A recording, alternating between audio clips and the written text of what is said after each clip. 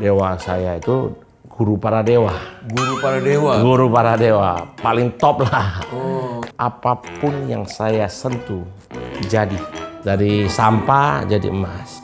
Ini kalau umpamanya zaman dulu dimasukin kabinet kepresidenan jadi. Jadi menteri ya? Iya.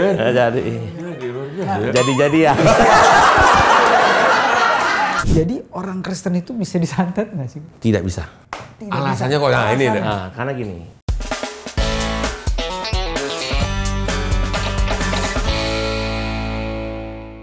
Selamat datang di Cahaya Bagi Negeri, program yang semakin Bercahaya. Hari ini spesial banget, Bang. Kita kedatangan seorang tamu yang bisa kaya raya dengan kuasa-kuasa atau ilmu hitam, kuasa gelap nih. Koko. Paulus Joni, Joni, anak Tuhan. Keren. Nah, Ko Joni, Siap. cerita dong. Ini bagaimana tuh Ko Joni kok bisa mendapatkan ilmu-ilmu itu? Awalnya gimana Ko Joni? Wah, ceritanya panjang. Tapi singkatnya gini. Intinya sebelumnya itu saya dari keluarga itu keluarga nenek moyang biasalah. Kepercayaan. Dan kita keluarga ini memiliki kelenteng. Ada 5, 1 di China, 1 di Singapura, 2 di Medan, 1 di Jakarta. Maksudnya yang punya kelenteng itu? Yang punya kelenteng. Keluarga Ini besar. kakek kita yang bangun, kita cucunya lanjutkan. Oh, oke. Saya bisa dapat sesuatu itu di saat kakek saya terakhir dia mau meninggal. Dia lihat saya, dia tersenyum kepada saya, dan tiba-tiba hidup saya berubah. Saya bisa segalanya. Segalanya ini. Segalanya. Jadi kayak bisa buat jimat, bisa bacain orang, bisa tahulah ke depannya bagaimana, ada yang sebelumnya bagaimana. Karena apa? Saya lahir sebagai indigo. Dari kecil udah terbiasa dengan hal demikian. Kalau di kita ini semua itu di aura ada tingkatannya.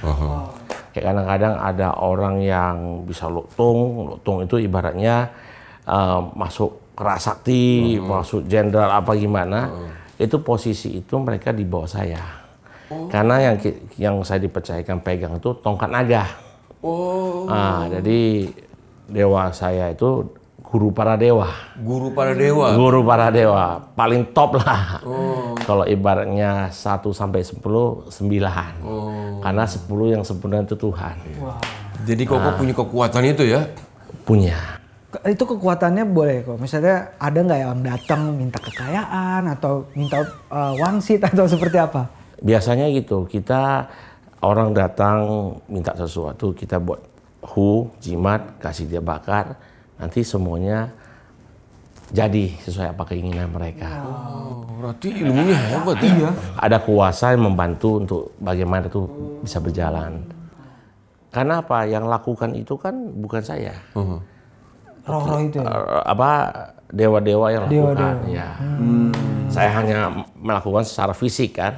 Secara roh mereka yang lakukan buat saya. Setelah dari punya ilmu-ilmu itu kan akhirnya Koko mencoba berbisnis ya? Bisnis. Dan bisnis Koko tuh jaya karena punya kemampuan. Jaya. Boleh cerita nggak Koko? Ya. Jadi saya bisnis itu dari nol. Ya. Dari dulu awal itu apapun yang saya sentuh jadi.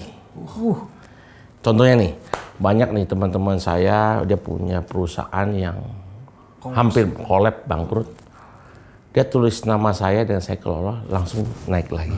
Wah, hoki ya berarti ya? Hoki. Tapi kan ada kuasa yang membantu itu. Dan itu kan nanti ada urusannya. Pokoknya apa yang disentuh aja dulu. jadi emas. Ya, jadi sesuatu lah. Jadi emas. Dari sampah jadi emas. Ini kalau umpamanya zaman dulu dimasukin kabinet kepresidenan jadi. Jadi menteri ya? Iya. Jadi Luar biasa ya? jadi ya. Apapun disentuh jadi, kaya raya dari situ. Kaya raya. Jadi orang kan mau sukses itu butuh bertahun-tahun. Kita ya setahun cukup lah. Koko ini sudah jadi pengusaha top di Jakarta.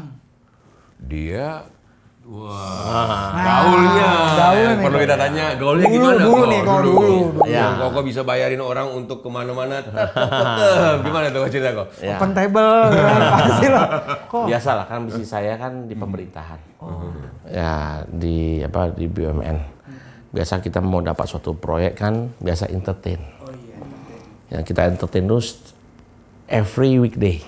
Nah, seperti apa kok entertain gaya Koko? Apakah semuanya langsung ayo terus gimana kok? Jadi, apa yang Bapak pikirkan kita sudah lakukan.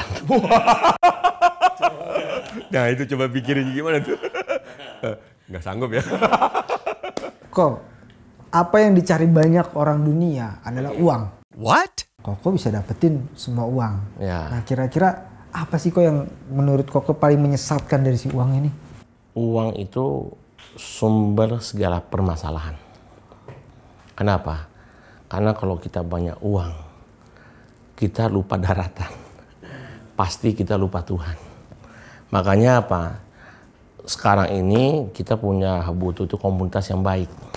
Sehingga apa? Di saat kita diberkati, kita ada uang, kita masih ingat Tuhan. Wah, ini keren. Kalau kita tidak ingat Tuhan, percayalah, semuanya sia-sia. Habis gitu aja gue. Habis. Karena banyak sekali teman saya yang belum sempat bertobat dulunya, banyak di antara udah mati, banyak di antara hari ini sakit keras, sakit kritis.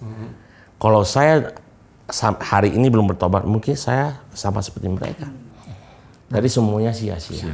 Betul kok. Habis juga. Seorang yang kaya, punya kemampuan, tapi kok bisa berjumpa dengan Yesus, itu ceritanya gimana kok? Gimana kok? Ini yang sangat menarik. Kenapa? Saya di proses Tuhan itu saya masih ingat dari 2014. Oke. Ya, wah dibentuklah, diremukkanlah bahasanya. Apapun yang saya kerjakan itu, yang saya prediksi, saya rencanakan ini jadi emas, taunya jadi sampah, dibalik.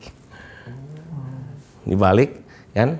Dan di Agustus 2019 itu, saya doa sama Tuhan, doa dalam kerendahan hati. Kan Koko punya ilmu waktu itu. Nah, ini menarik nih, saya belum jelasin. Karena apa? Saya kan bisa komunikasikan dengan dewa saya. Ya. Dewa saya bilang, dia tidak bisa bantu saya lagi. Karena ada kuasa yang paling tinggi, yang maha kuasa, melarang dia bantu saya. Dan dia tidak bisa berbuat apa-apa untuk saya lagi. Pas ketika dewa itu ngomong, gimana rasanya kok? Down lah. Tiap hari kan kita andalin dia. Tiba-tiba dia tidak bisa. Sesuatu yang kita bisa andalkan, Ternyata tidak bisa. 5 tahun saya kosong. Koko coba untuk bertapa atau berbuat sesuatu yang supaya itu kembali, apa yang Koko lakukan? Atau amalan apa? Saya sempat mencari Tuhan. Saya sempat belajar banyak agama. Semua dicoba. Semua saya coba. Karena kok ada kuasa yang maha tinggi yang melarang dia bantu saya. Siapa itu? Siapa kira-kira? itu kan? Bertanya dong kau. Tuhan Yesus. Wah, Pada waktu cara itu Koko pencariannya, mencari ya? iya. Saya mencari. Saya Ini ke agama A. ke agama A, B, C. Saya cari. Sampai orang bilang sesuatu yang hebat, sakti. Saya cobain semuanya. Semuanya sia-sia. Dari yang tadinya punya semuanya, kehidupan gimana? Berangsur-angsur itu hilang. Oh, sampai setitik apa? Sampai minus. Karena bisnis udah mulai Running semua kan. Kan semua itu nggak bisa di stop. Ya. Tapi itu bagus. Saya mengucap syukur. Karena dengan itu saya mengenal Tuhan. Nah, kembali kok. Pada waktu Koko berteriak atau berdoa, bagaimana pada akhirnya Koko tuh bisa bertemu dengan Yesus? Nah, jadi gini. Saya banyak awal berteriak sama Tuhan. Tuhan, Kau kirimkan banyak orang sama saya, urusan mereka beres. Kapan urusan saya beres? Beres nggak? Nggak beres. Kenapa? Tuhan kita nggak bisa diancam-ancam. Nggak bisa diperintah-perintah. Tapi di saat saya di titik terendah, saya berdoa dalam kerendahan hati. Tuhan, saya menyerah, saya kalah, saya berserah. Tuhan mau apanya, suka-sukamu Tuhan. Yang penting saya minta satu. Suara yang saya dengar dari saya kecil, yang saya yakin suaramu Tuhan, kembali dalam hidup saya. Tapi itu belum Yesus kok. Atau cuma Tuhan aja? Tuhan aja. Belum tahu. Saya tidak kenal namanya Yesus. Tapi tiba-tiba di telinga saya muncul suara, anakku yang terkasih, janganlah takut. Mulai detik ini, hari ini, aku selalu menyertaimu. Nangis saya. Pecah. Tapi itu Koko udah tahu itu Yesus, bukan? Saya tidak Belum, tahu Yesus. Pokoknya itu Tuhan lah menurut Tuhan Koko, aja. ya? Suara. Tapi di saat saya nangis, saya lihat baju saya basah, hingus saya keluar di mana-mana. Roh saya dicabut Tuhan. Saya melihat tubuh saya lagi berlutut nangis. Dan saya dibawa oleh sosok cahaya tinggi itu dan mukanya itu mirip Tuhan Yesus. Karena saya tidak bisa lihat jelas. Karena cahaya terang sekali. Dan dia tersenyum dengan saya. Dia bawa saya dulu ke neraka, ke alam maut. Ya, itu gelap, hitam, dan menyala-nyala. Dan di sana paling banyak sekali orang disiksa dan menjerit-jerit. Dan saya tanya, ampuni saya Tuhan, ampuni saya, ampuni saya. Saya ketakutan. Tuhan bicara sama saya, tersenyum, nggak apa-apa. Semua kita bisa jatuh, apapun di saat kita kembali sama Tuhan, Tuhan pasti ampuni. Ya. Koko dikasih lihat nggak waktu itu Koko traktir orang? Kasih lihat di bukaan chapter saya. Pas dibawa ke saya ngajak pejabat-pejabat pergi minum, entertain mereka dan segalanya. Ini setan dan saya rajinnya setan iblis. Karena apa? Menginisiasi acara itu terjadi, juru bayar. IO. Akhirnya setelah itu kok gimana? Koko meyakini bahwa itu adalah Yesus. Ya karena saya perawakannya Yesus. Dan ada Tuhan Yesus katakan kepada saya, anakku yang terkasih, nanti ada teman kamu namanya Pak Halim, akan ajak kamu kepada rumahku yang aku berkenan kepadamu. Dan tiba-tiba pas besoknya Pak Halim datang ajak saya ke gereja. Saya dibimbing sampai hari ini saya bisa jadi hamba Tuhan. Tuhan kita baik. Dia ajak saya tempat yang paling kelam. Dan dia ajak saya tempat yang paling menyenangkan, yaitu sorga. Sorga itu ada. Seperti apa kok? Ya, saya lihat itu pertama tempatnya itu seperti lapangan, tapi hari ini saya tahu itu pelataran. Tempat kedua itu saya dilihat tuh ada taman bunga, kebun yang indah, tapi hari ini saya tahu taman Firdaus.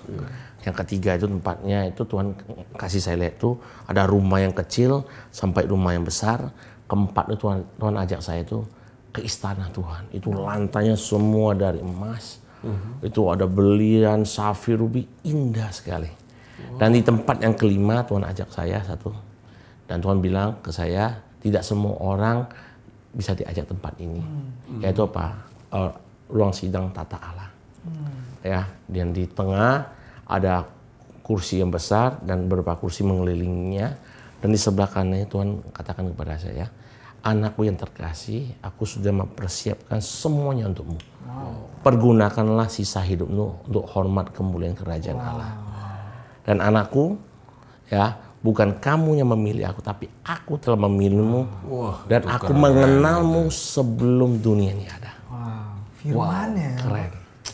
Dahsyat. Apa rasanya nih? Happy sekali. Rasanya gimana kok? Selesai semuanya. Kan?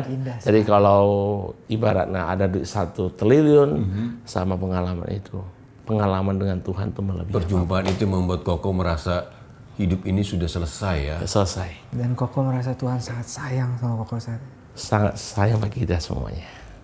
Nah setelah itu Koko balik lagi ke tubuhnya Koko. Ya. Terus bagaimana Koko menjalani hari-hari Koko sampai pada akhirnya Koko sampai sekarang ini bisa melayani Tuhan? Saya di saat saya kembali lagi, hidup saya ini kayak bukan saya lagi. Dulunya suka minum, suka macam-macam tanda kutip. Tiba-tiba saya tidak mau lagi. Yang mau itu saya kejar itu apa? Ibadah. Ibaratnya kita bisa haus. Kasih mula-mula lah. Saya satu hari itu bisa ibadah bisa 3-4 kali. Dan saya saat teduh itu bisa satu hari itu bisa mungkin 8 sampai 12 jam.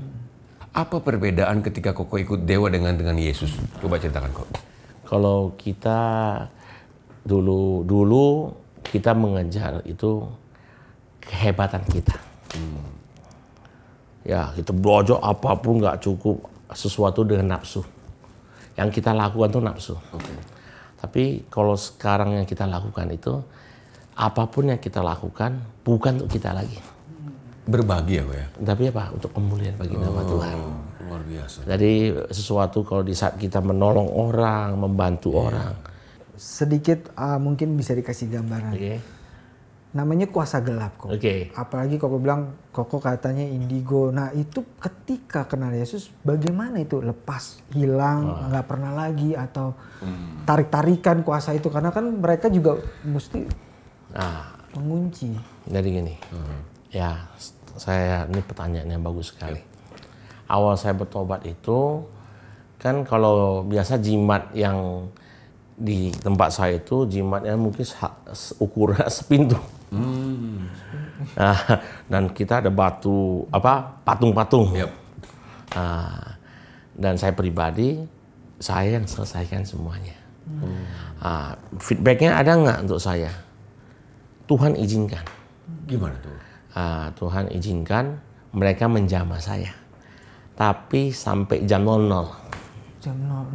Sampai jam 12 tank. Tuhan izinkan. Tapi di saat mereka apain saya nggak berasa. Karena sudah perlindungan Tuhan itu ya? Perlindungan Tuhan sempurna. Serangannya seperti apa kok yang? Ya kita ya gelisah gimana, tapi nggak ada masalah, kan ada Tuhan bentengnya.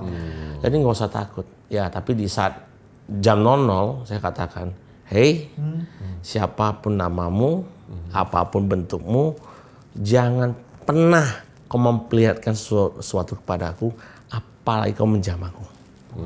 Kupastikan apa? Kuhancurkan kamu, berikan kerajaanmu dan anak cucumu. Selesai, saya bilang. Saya sepenuhnya milik Tuhan. Jadi orang Kristen itu bisa disantet nggak sih? Tidak bisa.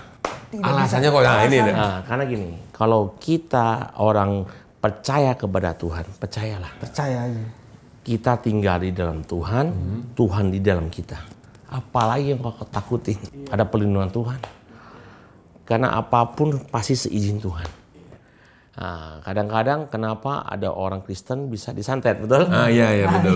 Mungkin Kristen jadi-jadian. Benar. Yang jadi-jadian ini bahaya nih kok. Bahaya. Kan?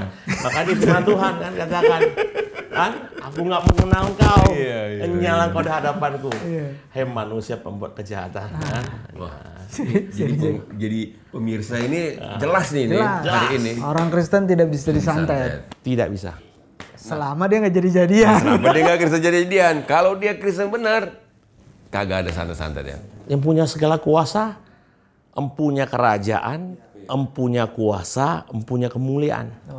Siapa? Tuhan Yesus. Untuk pemirsa di mana engkau berada, apabila hari ini kamu dalam kuasa gelap, satu, engkau harus kembali kepada Tuhan. Minta ampun, bertobat ke jalan Tuhan, percayalah. Setiap belenggu yang mengikatmu pasti terlepas. Karena apa? Ada kuasa Tuhan di dalam dirimu. Tuhan Yesus memberkati. Cahaya Bagi Negeri ini juga punya pelayanan yang sangat luar biasa. Oke? School of Life adalah sebuah sanggar belajar yang membantu anak-anak di daerah-daerah bekerja sama dengan gereja untuk memuridkan. Seperti apa School of Life? Ini dia. Sejak kecil, Ricky sudah terjebak dalam lingkungan pergaulan yang buruk. Dulu saya merokok, orang tua saya tidak tahu. Dan saya dulunya mengenal rokok dari teman saya. Kalau nggak saya ikut dengan mereka nanti dilecekin, terus dipukulin, nanti nggak ada temen. Saya disuruh megang rokok sama menyedot rokok itu sampai setengah umur 6 tahun. Ricky juga terjerumus dalam kenakalan yang lain bersama dengan teman-temannya. Waktu itu saya mencuri coklat dan terus saya itu habis setiap hari mengambil coklat itu dengan teman-teman saya. tak hanya membuat orang tuanya sedih dan kewalahan, kenakalan Ricky juga berdampak buruk pada nilai dan prestasinya di sekolah. Hingga pada suatu hari, Ricky diikutsertakan oleh orang tuanya bergabung di sebuah komunitas Sanggar Belajar School of Life GSJA Elroy Telogosari, Semarang, Jawa Tengah yang didukung oleh Cahaya Bagi Negeri. Di sana, Ricky mendapatkan bimbingan secara akademik dan juga belajar tentang karakter yang baik. Ricky mengaku ada satu materi yang kala itu mengena di hatinya. Kan diajari pendidikan karakter, Allah Maha Tahu. Kalau saya merokok, itu orang tua tidak tahu, tapi Allah yang tahu. Ricky mengatakan bahwa tekadnya untuk berubah juga diteguhkan oleh sebuah kisah yang ia tonton dari film animasi Superbook. Saya menonton film Superbook 10 Perintah Allah. Yang berkesan sekali itu perintah jangan mencuri. Saya berdoa jadi tidak mengulangi lagi. Dan saya ingin sekali berubah agar tidak mengulangi lagi merokok dan mencuri coklat di toko lagi. Hari demi hari, Ricky mulai menunjukkan perubahan yang baik dalam dirinya. Kini hidup Ricky sudah berubah. Ia juga berjanji untuk hidup lebih taat kepada Tuhan dan tidak akan mengulangi kenakalannya yang dulu. Saya mengucap syukur buat Sol yang sudah membantu anak saya. Nilai-nilainya bagus. Kami juga mengucap syukur kepada Tuhan, anak saya sudah bisa keimanannya lebih baik daripada yang dulu. Terima kasih pada Bapak Ibu Guru dan terima kasih pada Bapak Ibu yang telah mendukung School of Life, dan terima kasih juga pada CBN. Tuhan Yesus memberkati.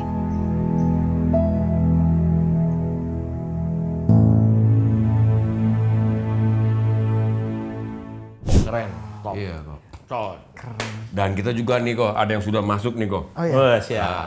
Ada kita Kalau ada ini dari Sahabat Dompat ya? Sahabat Dompat. Sahabat Layanan. Dompat ini 24 jam kok. Oh. 7 hari dalam seminggu ada teman-teman yang siap berdoa. Nah, ini ada yang bercerita kepada layanan konseling Sahabat Dompat ini. Namanya Pak Ishak. Pak Ishak, oke? Ya, jadi Pak Ishak ini minta dukungan doa karena dia sudah menikah selama 15 tahun, dia dikaruniai juga anak. Tapi tapi istrinya ini tuh kayak kena guna-guna katanya.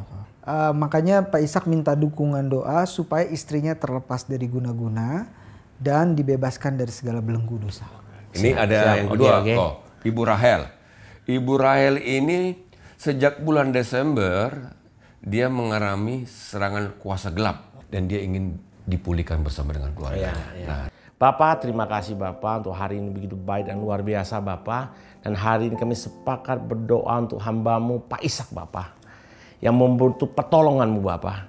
Kiranya hari ini Bapak, Kau berbelas kasihan untuk keluarga ini Bapak. Kau curahkan darah-Mu dari Kau salib Bapak. Darah-Mu yang kudus, darah-Mu yang suci, darah-Mu yang mulia Bapak. Dengan segala kuasa-kuasa jahat di dalam nama Tuhan Yesus Bapak. Aku patahkan, aku hancurkan dalam nama Tuhan Yesus Bapak. Bapak, aku juga berdoa Bapak untuk istrinya Bapak. Kau pulihkan dia Bapak. Kau sembuhkan dia Bapak. Dan Kau jadikan dia sempurna lagi Bapak.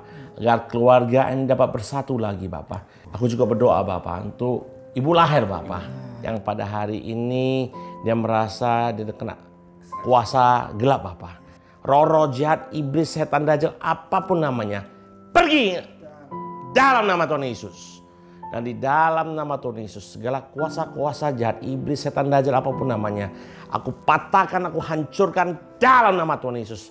Dan di dalam nama Tuhan Yesus Bapak, biar Roh-Mu Bapak ada baginya Bapak. Roh-Mu yang menuntunnya, memimpinnya Bapak, agar dia terlepas Bapak. Bapak, aku juga berdoa Bapak untuk umat-Mu Bapak, untuk pemirsa di Cahaya Bagi Negeri ini Bapak. Dimanapun mereka berada Bapak, kuatkan iman mereka Bapak. Agar semakin hari Bapak, mereka semakin berserah penuh kepadamu Bapak. Dan percaya sepenuhnya kepadamu Bapak. Dan hidup mereka Bapak hanya mengandalkan Engkau dan berharap kepadamu Bapak. Bapak, pulihkan mereka Bapak. Sembuhkan mereka Bapak. Dan Bapak jadikan Bapak hidup mereka sempurna Bapak. Terima kasih Bapak. Dan segala hormat kemuliaan hanya bagi nama-Mu Bapak. Di dalam nama Tuhan Yesus. Haleluya. Amin. Amin. Wah, luar biasa.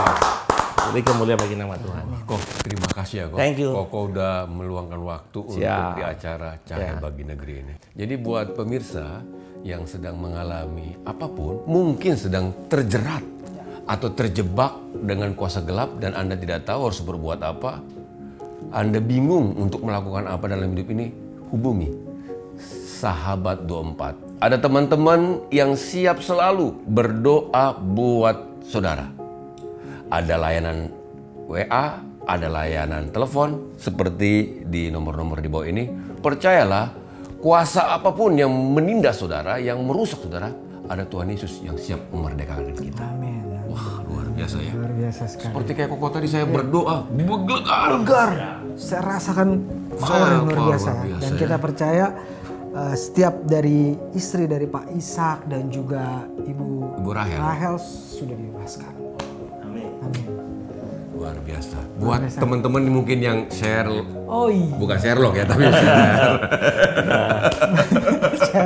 coba. Ya, buat teman-teman juga yang merasa konten ini sangat memberkati, Anda merasa diubahkan, Anda merasa ada getaran yang saya juga pengen supaya banyak orang diberkati.